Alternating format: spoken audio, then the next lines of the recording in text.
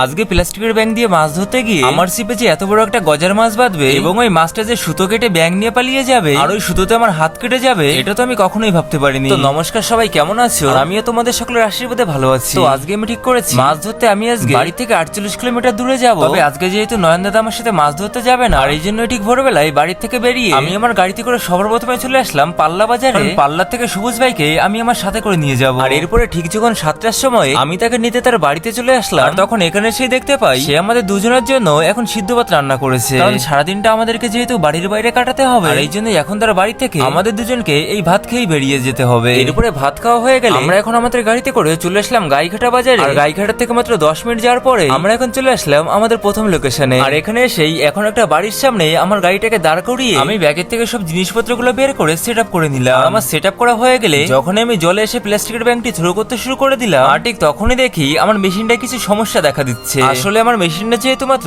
1400 টাকা দিয়ে কিনেছিলাম, আর এই জন্যই এখন মাঝে মধ্যে খুব সমস্যা দেখা দিচ্ছে। যাই হোক, এখন মেশিনটাকে কোনো মতে ঠিকঠাক করে আমি এবার মাছ ধরার জন্য চেষ্টা করতে শুরু করে দিলাম। এই জায়গাগুলো থেকে যেহেতু আমরা প্রায় 1 মাস ধরে মাছ ধরছি, আর এই জন্যই এখন প্রথম মাছটা ধরার জন্য আমাদেরকে পুরো 1 ঘন্টা এখানে থ্রো করতে হয়েছিল। আর এই জন্যই এখানে যত বড় বড় শোল মাছ ছিল ওই মাছগুলো আমরা অনেক আগেই এইখান থেকে ধরে নিয়েছি। আর অন্যদিকে সবুজ যেহেতু আজকে আমার সাথে প্রথমবার মাছ ধরতে এসেছে, আর এই জন্য এই শোল মাছটা পাওয়ার পরে তোমরা শুধু ওর মুখের হাসিটা দেখো। কিন্তু এরপরে এই লোকেশনে প্রায় আধা ঘন্টা ধরে চেষ্টা করার পরেও আমরা যখন আর একটাও মাছ ধরতে পারলাম না, আর তখনই আমরা তার কিছুটা দূরে যখন অন্য আর একটা জায়গায় চলে আসলাম, আর এখানে এসে মাত্র একবার থ্রো করার